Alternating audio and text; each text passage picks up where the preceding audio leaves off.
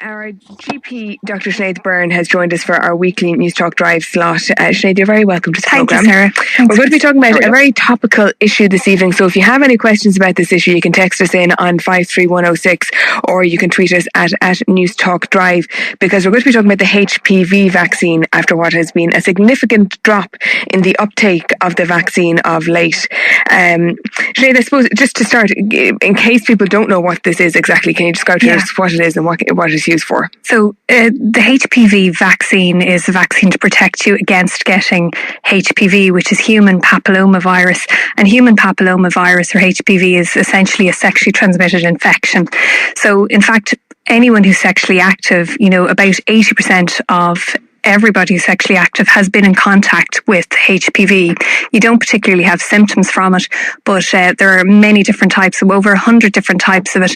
And a lot of it can be innocent, but there are some more high-risk types that can cause cancer, particularly type 16 and 18. And most people, particularly young people in their 20s, will be able to clear HPV and they'll never know they've had it. But some people are unlucky and will have come into contact with high-risk types of HPV, the types of things that, cause cervical cancer. So over 70% of cervical cancer is actually caused by HPV. And not only are women at risk of this, but also men are too, both heterosexual and gay men, as well as women. They're at risk of HPV because not only does it cause cervical cancer, but it's also very strongly linked with head and neck cancers and anal cancers. So there's been an explosion of this in the recent, decades, where there's been a change in sexual practices, and now the demographic has completely changed. So it's not an uncommon thing now to see a woman in her 30s turning up with an oropharyngeal cancer, which is HPV positive, where it used to be a 70-year-old man who was a smoker and a drinker, and that is because of changes in people's sexual practices, so oral sex and that kind of thing. Right. So a lot of people have come into contact with HPV, and some people will be unlucky, and that's why the vaccine is so important. I think a lot of people would know that a smear test is one of the ways to detect whether or not you have this, but that's obviously if it's vaginal HPV. Yeah. What about the other types that you're talking about there? How do you detect it? So, again, unfortunately, there's no test that you can get in the GP to check, do you have HPV in your throat or, in the anal region. Unfortunately, it's when somebody develops a problem, like they'll find a lump in their neck and they go along to their GP and maybe they're referred to a head and neck surgeon and there's a biopsy taken of that lump and they find out that it is a cancer. So, and it's at that stage that they can check whether it's HPV positive or not. Now, for women that get smear tests done, if there are changes in the cells that are taken in that smear, they've now started to test that for HPV virus. So if it's positive for HPV and they have changes in the cells, they'll bring them back for more aggressive treatment and screening. Whereas somebody was HPV negative and maybe had some mild changes in their cells, they're going to have less aggressive monitoring and treatment. So all those things like smear tests and colposcopies, they're testing at that point, but not for the other head and neck. But you're saying in terms of symptoms, really it's things like when it develops like a lump, something like that. Yeah, when it's too late, exactly. Or, like one of the worst things you could possibly see is you go to do a smear test on a woman and by looking at their cervix that they have cervical cancer. And we know that more than likely these things are caused by HPV virus, so over 70% of the time. And it's the person who comes in with, a lump in the neck and it turns out to be a HPV positive oropharyngeal cancer. So It's only at that late stage, and that's why, wouldn't it be fantastic that everybody got this vaccine, so that you never had to experience this kind of thing. So can everyone get it? So in Ireland, the government now pays for girls from about the age of 13 to 12 to 13, so first year students in secondary school, in college, so in high school, I should say, or secondary school, they are covered for completely free. But for everybody else, they would have to pay to get the vaccine, and you can get it privately from your GP. But I think in a perfect world, everybody should be getting it, because not only do the girls need protection, but so do the boys, who wants to get a head and neck cancer or any of these things, whether you're heterosexual or whether you're gay. It's something that is preventable, and is there an age at which you need to get it? Do you need to get it before a certain age? Yes, exactly, Sarah. So, I mean, you need to get it before you're sexually active, and they've discovered that by giving girls who are aged 12 to 13, that's actually when they respond best. And in fact, they only need 2 shots at that age, whereas if you're over 15, you end up needing 3 shots to build up the immunity. So for anyone who, hasn't been sexually active, and we know that the age is dropping for this kind of thing all the time, but to get in with that vaccine before that time gives the most benefit. And the vaccine that's given in Ireland is called Gardasil, and it also protects against genital warts.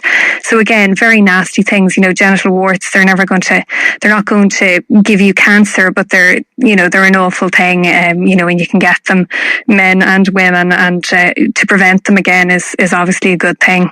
All right, we're getting lots of texts in on this, Sinead, and all of them really so far are from parents who have serious concerns about this, or have had their children have been affected, or they believe at least their children have been affected by this vaccine.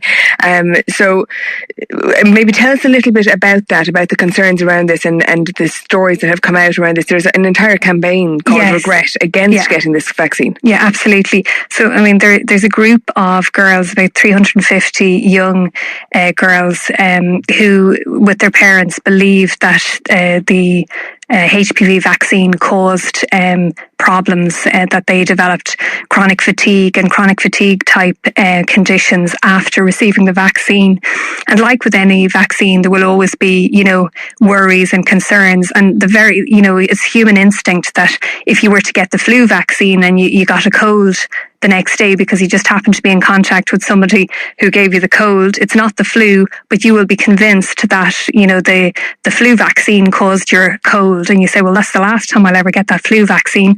And similarly, if somebody was to get a vaccine like Gardasil and then developed a chronic illness or something that caused them fatigue, it's human nature to feel that has caused it, like somebody almost being pregnant and maybe lifting a heavy bag, and they'll feel, if they had a miscarriage, that it must have been doing something because the timeline is succinct.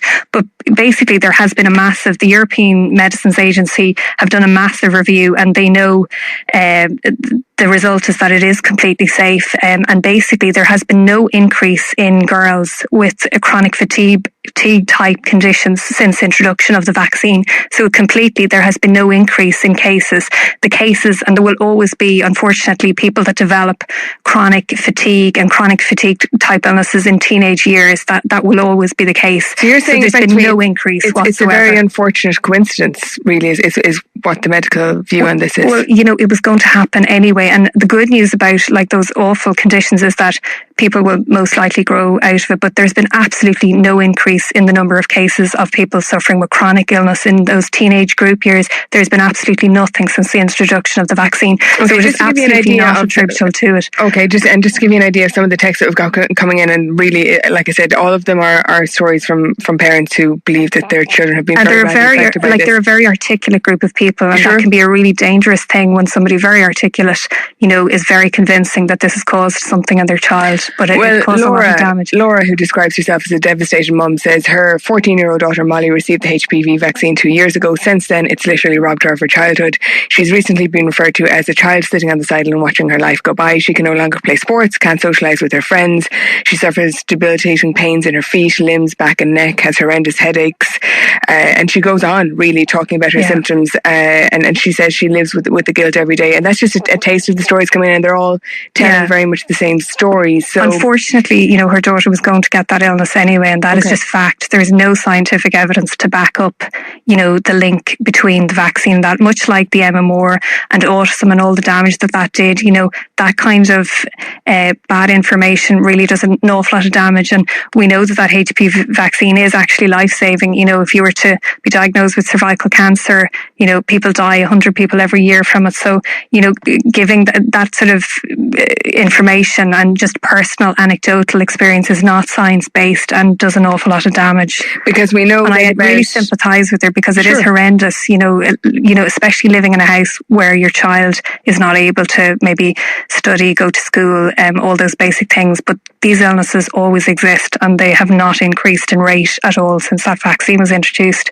Okay, so we know that about 5,000 fewer girls received the vaccine last year compared to the previous year, and we have a text in from, I think it's Eileen, saying that her 12-year-old daughter got 3 doses of vaccine. She's chronically ill for the last 3 years, and she's saying now her younger daughter will not get this vaccine unless someone can prove her older daughter's illness is not because of the HPV vaccine. But the thing is, they can't prove that it is linked to it. Is that the thing? Absolutely. Like, they cannot. Is there any way of proving that it's not linked? Well, there's been a huge, European Medicines Agency have done a complete review, and there is absolutely no evidence that it causes it. There's just none. There's been no increase in cases. So if there's been no increase in cases, how could you deduce that from it, So what needs to be done, do you think, to reverse that trend? 5,000 is a very significant number of girls not getting the vaccine last year. It's good what we're doing now, Sarah, is to actually talk about it. I think there's an awful lot of parents out there that don't realise that it's not just cervical cancer, that your daughter could be at risk of getting when they're older. It's all the other different types of cancers. And, the reality is, many people, most people are sexually active, and most people will be in contact with HPV. And I've had patients that have been diagnosed with cervical cancer and that have died from it, as well as the head and neck cancers. A good friend of mine is a head and neck surgeon, and she said it is really shocking when you see a woman in her 30s coming in with throat cancer, and that's just not having the right information, not been informed, and not understanding the risks that people are putting themselves under. And to know that there is a vaccine, and I really do try to tell as many people as I can that try and get this before somebody's sexually active, and then you don't have to put you don't have to get the genital warts, you don't have to get all the other nasty cancers. And it's a no-brainer. It really is. And we've been fighting for that vaccine before it was introduced in 2010. I'm sure you remember, Sarah, I think it was Mary Harney at the time, and the government weren't kind of paying for it quickly enough, and now we have it, and then people aren't getting it. It's just it's a bit of a tragedy, I think. We've one text in from someone saying that they had genital warts last year but never told their partner. Should he tell her, or should she tell her? Oh gosh, it's kind of more of a relationship question, but it can cause an awful lot of problems, genital warts. Okay. And it's funny, someone could carry the wart virus but not display the wart. But what happens is, when they're sexually active with their partner, they suddenly develop warts and are wondering where the heck have these come from. They go into the likes of myself, or whoever, a well woman clinic, and you have to tell them, well, yes, these are genital warts, and they're wondering where they came from. Is it their current partner? Is it someone they've been with before? And it can really throw a spanner in the works in a relationship. In fact, a lot of people will wonder, has their partner been unfaithful? Where did this come from? When in fact, it mightn't even be a current partner who's given it to you. It could have been a previous partner. But any skin-to-skin contact, you don't have to have the wart pop up immediately, but it can pop up 6 months later. They're nasty little things. They are treatable. But yeah, obviously I would be all about telling, but I think let your conscience be your guide. Just very finally, Sinead, because you mentioned that this vaccine can be given to boys as well, and I think a lot of people would associate it primarily or even only with girls. Yeah. So if a parent out there of a boy did want to get the vaccine for him, although they will have to pay for it, what age group are you talking about there? So again, just before they're sexually active, you're talking, I think in America, they say from the age of 12, and they're always a step ahead of us. So I think from about the age of 12 is probably a good idea. All right. Dr. Sinead Byrne, thank you very much for joining us this evening on NewsTalk Drive. Pleasure. Thanks, Sarah. You can always text the